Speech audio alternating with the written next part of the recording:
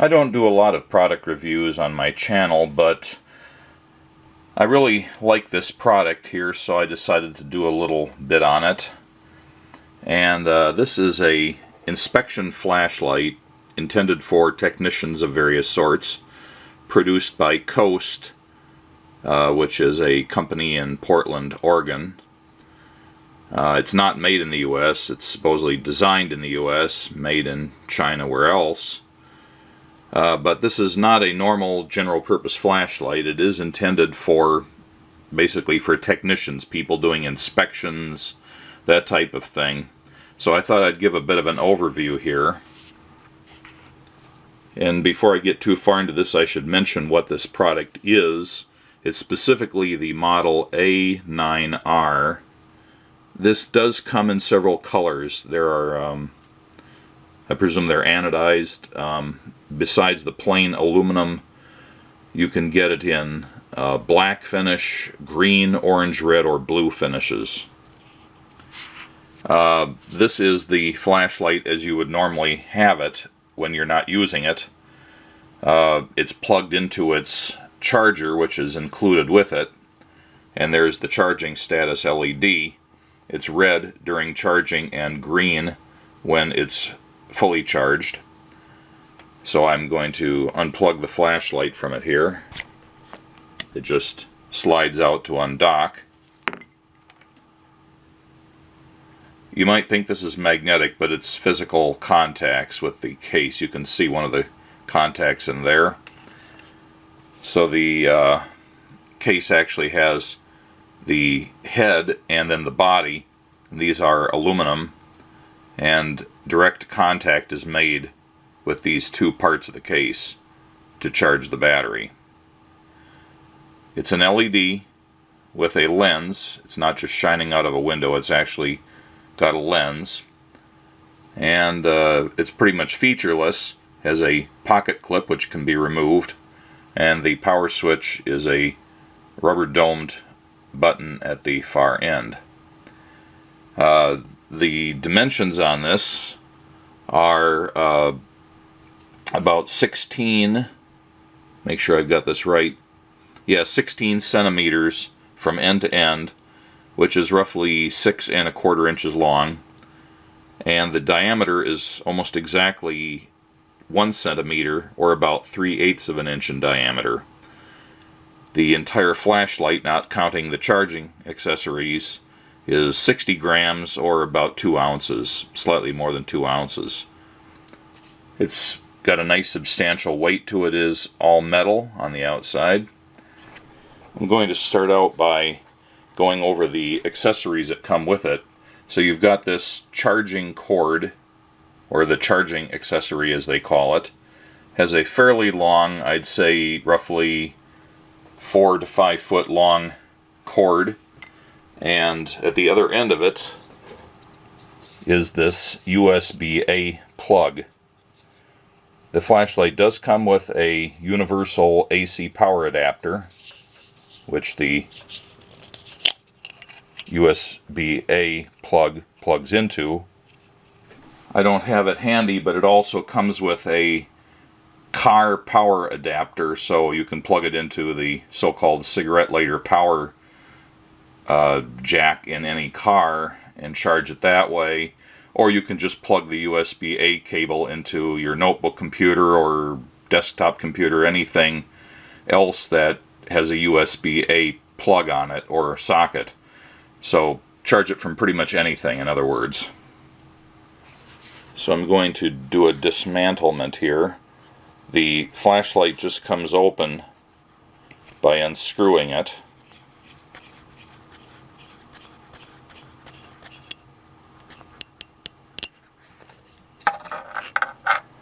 And there is the battery. It simply unplugs from the head. They can go in either of two ways. There's a set of keying pins on it that dock with the connector on the head. It's a 6-pin plug. I'm not sure if I can get a good picture of that. Yeah. And there's also an electrical contact up here on top which contacts the inside of the case.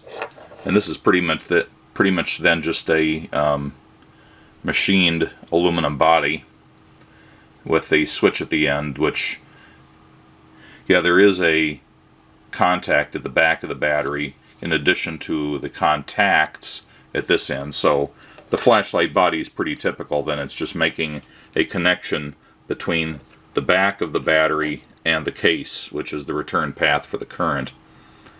So let's look at the battery. This is apparently a proprietary battery. It's a lithium polymer type, which has got a very high energy density and a pretty long life. It allows very flexible charging, but it does require, I think, some intelligence to the charger. So presumably there's some sort of charge management circuit in here. You know, with electronics these days, there could be something fairly sophisticated in there right down at the end, but I have no way of knowing exactly what's in there. As it says on the battery, it's manufactured for Coast Products, Portland, Oregon, USA. You can make it out there. There's the part number 19698.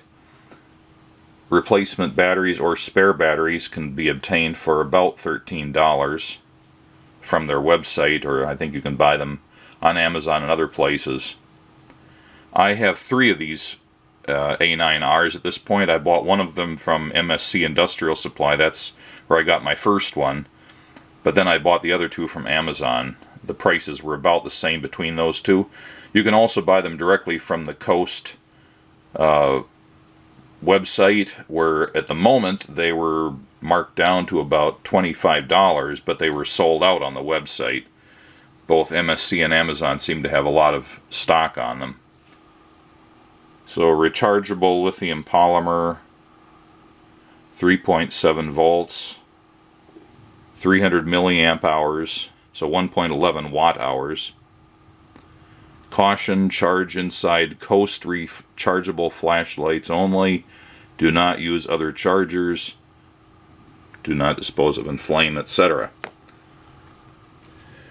The battery in this flashlight is rated for a 3-hour life, and that is supposedly down to 1/10 of battery capacity or 1/10 of brightness, I forget which. But I've tested it just letting it run, and I definitely got over 2 hours of continuous use before I noticed any degradation or diminution of brightness.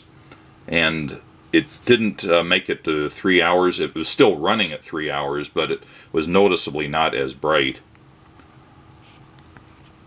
The flashlight, according to the website, conforms with ANSI FL1 standards, which is a more recent method of rating flashlights for intensity. So the flashlight only has on and off. There is no brightness adjustment. It doesn't have a flashing mode or anything. It is really intended just for inspections. So I click the button on, I get my beam, click the button again, beam shuts off. That's all there is to it. Now, as for the beam, it's rated as a sharply circular beam, so a very focused circular beam without a lot of fade out at the edges. It's pretty well defined with no uneven or dark spots, so a very even brightness distribution within the beam. And it's a conical beam essentially, so the further away you are, the wider it gets. I'm going to turn the flashlight on here, and you see there's a bit of a halo, but the main part of the brightness is very clearly defined. So up close we have a pretty small beam projected. Going up here where I'm about 2.5, almost 3 feet away, it's still a very clearly defined circular beam. No bright or dark spots in it, very even, very clear, sharp edge to it. And the halo has disappeared. Here are a few still photos of different beam sizes. Here's with the flashlight quite close to a surface, held a couple feet away from the surface, and here's shooting into the bathroom from the other end of the hallway, and here's shooting onto a projection screen from roughly 25 feet away, and there's about 40 some odd feet out the back door across the yard and illuminating the front of my garage, and there's me illuminating some snow out in my backyard. It's pretty dim, but you can still see it. But a lot of flashlights can make patterns, right? As an inspection flashlight, you want this to not be blinding when it's too close or too glary. So here I've got some electronics that I want to look at. And it does look kind of overly bright in the camera, but to my naked eye, that's a very clean, very easy to see illumination pattern.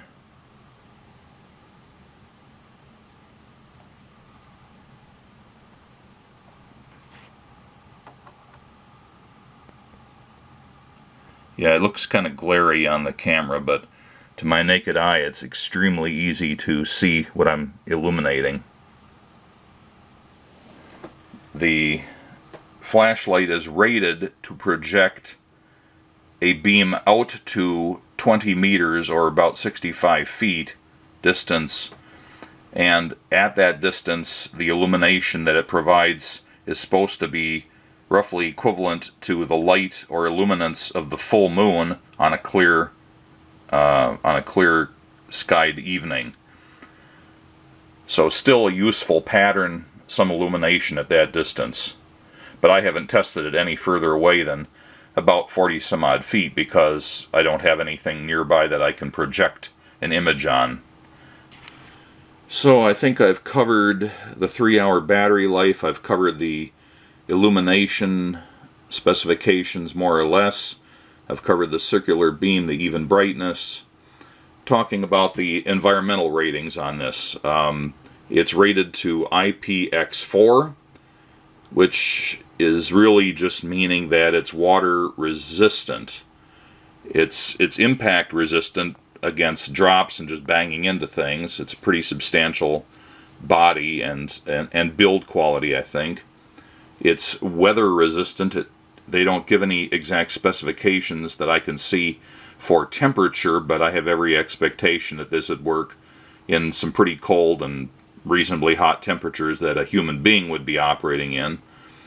And the IPX4 means that its water resistance is to splashes, not submersion. This is not a waterproof flashlight.